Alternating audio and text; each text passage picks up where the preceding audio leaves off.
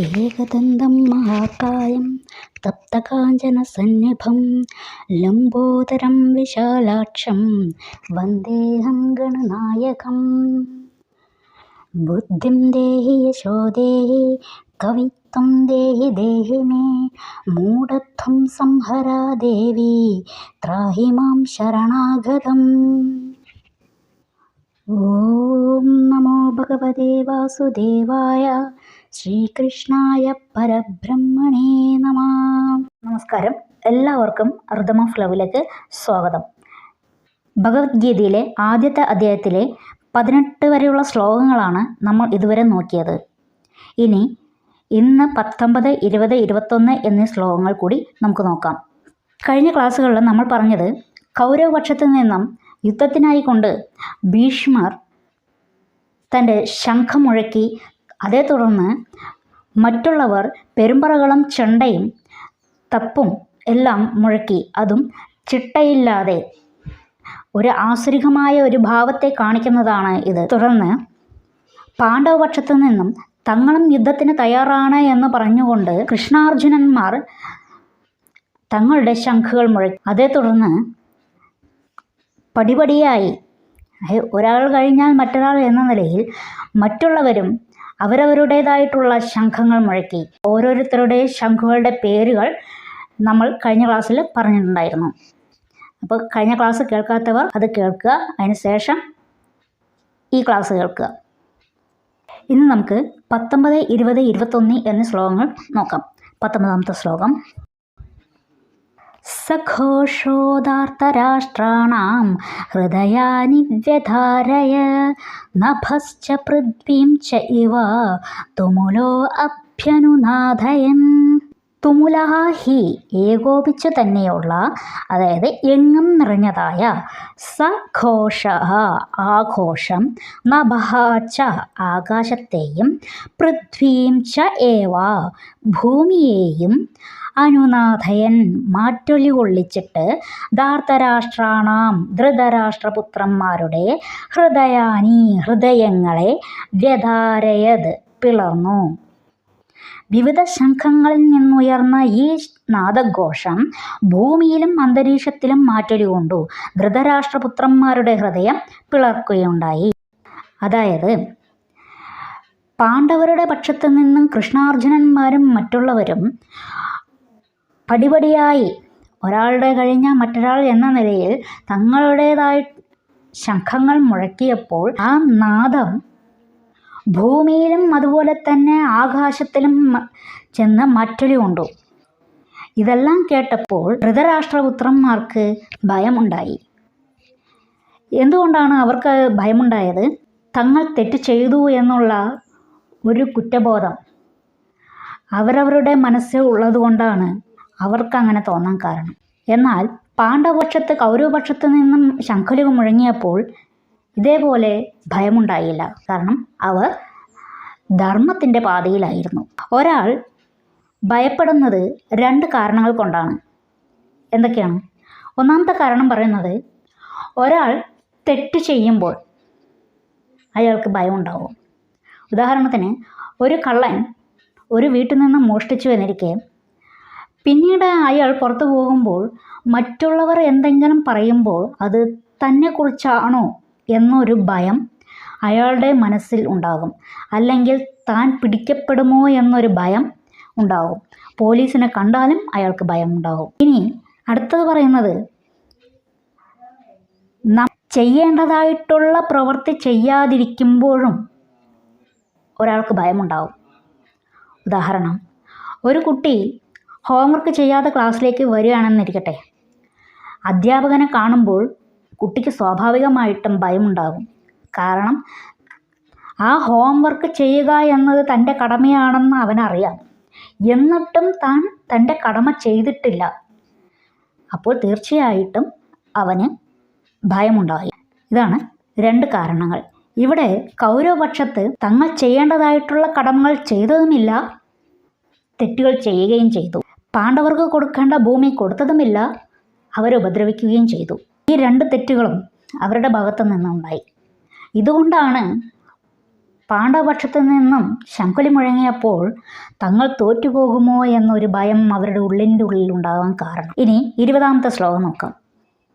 അധവ്യവസ്ഥിതാൻ ദൃഷ്ട്വാ ധാർതരാഷ്ട്രാൻ കപിധ്വജ പ്രവൃത്തെ ശസ്ത്രസമ്പാദേ ധനുരുദ്ധ്യമ പാണ്ഡവ ഹൃഷീകേശം തഥാ വാക്യമിധമാഹ മഹീപതേ.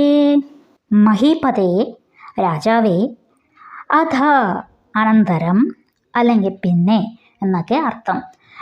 ശസ്ത്രസമ്പാദേ അമ്പെയ്യുവാൻ പ്രവൃത്തെ ആരംഭിച്ചപ്പോൾ കപിധ്വജ ഹനുമാൻ.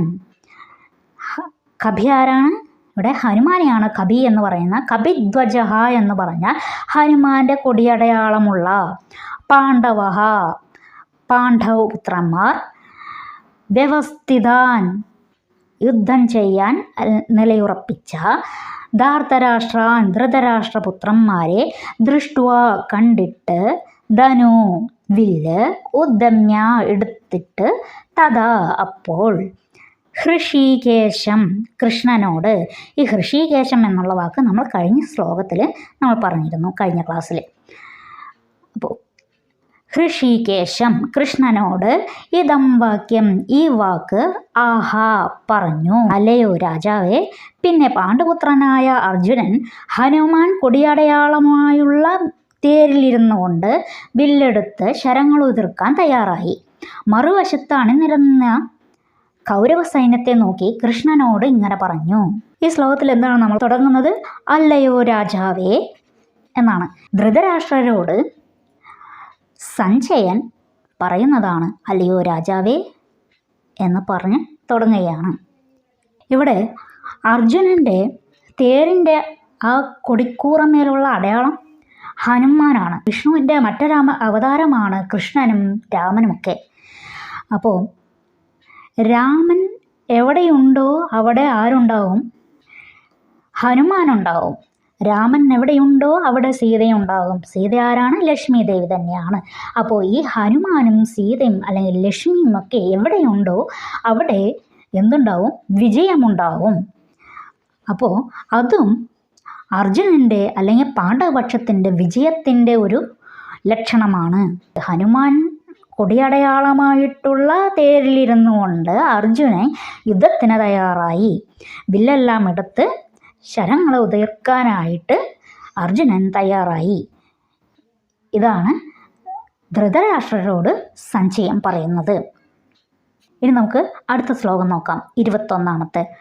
അർജുന ഉവാച സേനയോരുഭയോർമധ്യേ രഥം താഭയാമേ അച്യുത യാവദേതാൻ നിരീക്ഷ്യേഹം യോധുഖാം ആനവസ്ഥിതാൻ.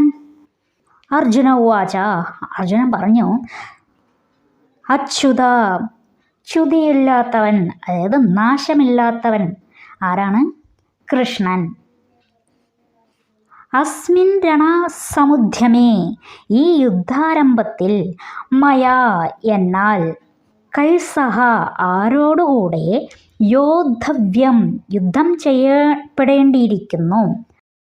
യോദ്ധുഖാമായി യുദ്ധം ഇച്ഛിച്ച് അവസ്ഥിത നിരന്നു നിൽക്കുന്ന ഏതാൻ ഇവരെയും ഈ ജനങ്ങളെയും അഹം ഞാൻ യാവത് നിരീക്ഷേ നോക്കിക്കാണുന്നതുവരെ ഉഭയോ സേനയോ രണ്ട് സൈന്യങ്ങളുടെയും മധ്യേ നടുവിൽ മേരഥം എൻ്റെ തേര് സ്ഥാപയ നിർത്തുക. അല്ലയോ അച്യുത, ഇരു സൈന്യങ്ങൾക്കും മധ്യത്തിലായി എൻ്റെ തേർ കൊണ്ടു നിർത്തുക. ആരൊക്കെയാണ് യുദ്ധകാംക്ഷികളായി ഇവിടെ വന്നിട്ടുള്ളതെന്ന് ഞാൻ ഇന്ന് കാണട്ടെ. അർജുനൻ പറയാണ്, കൃഷ്ണ, അച്യുത, അച്യുതൻ തന്നെയാണ് കൃഷ്ണൻ. അച്യുത, എൻ്റെ തേര് ആ ഇരു സൈന്യങ്ങളുടെയും നടുവിൽ കൊണ്ടു നിർത്തുക. ആരൊക്കെയാണ് ആ കൗരവപക്ഷത്ത് യുദ്ധത്തിനായിട്ട് തയ്യാറായി വന്ന് നിൽക്കുന്നതെന്ന് ഞാനൊന്ന് കാണട്ടെ. അർജുനൻ യുദ്ധത്തിന് തയ്യാറായി നിന്നു. അർജുനൻ വില്ലാളി വീരനാണ്. ഒരുപാട് യുദ്ധങ്ങളെല്ലാം ജയിച്ചു വന്നിട്ടുള്ളവനാണ്. അതുകൊണ്ട് തന്നെ യുദ്ധങ്ങളൊന്നും അർജുനന് പുത്തരിയല്ല. ധൃതരാഷ്ട്രപുത്രന്മാരായ 100 പേരും തങ്ങളുടെ ഗുരുവായ ദ്രോണരുടെ നിർദ്ദേശപ്രകാരം ദ്രോണർക്ക് ഗുരുദക്ഷിണ കൊടുക്കാനായിട്ട് ദ്രുപദൻ രാജാവിനെ പിടിച്ചുകെട്ടിക്കൊണ്ടുവരാനായിട്ട് പറഞ്ഞപ്പോൾ ഈ 100 പേരും ദ്രുപദൻ്റെ അടുത്ത് ചെല്ലുകയും യുദ്ധം ചെയ്യുകയും ആ യുദ്ധത്തിൽ തോറ്റ് പിൻവാങ്ങി വരികയും ചെയ്തു. എന്നാൽ പാണ്ഡവപക്ഷത്തു നിന്നും അർജുനൻ മാത്രമാണ് പോയത്. ഈ അർജുനൻ എല്ലാവരെയും തോൽപ്പിച്ച് ദ്രുപദനെ കീഴ്പ്പെടുത്തി കെട്ടി തൻ്റെ ഗുരുവിൻ്റെ മുന്നിൽ കൊണ്ടുവന്നു. ദ്രുപദൻ അത്ര നിസ്സാരക്കാരനല്ല എന്ന് നമ്മൾ കഴിഞ്ഞ ക്ലാസ്സിൽ പറഞ്ഞിരുന്നു. ഈ കഥകളെല്ലാം തന്നെ കഴിഞ്ഞ ക്ലാസ്സിൽ പറഞ്ഞിട്ടുണ്ട്. അപ്പോൾ ഇത് കേൾക്കാത്തവർ ആ ക്ലാസ് കൂടി ഒന്ന് കേൾക്കുക.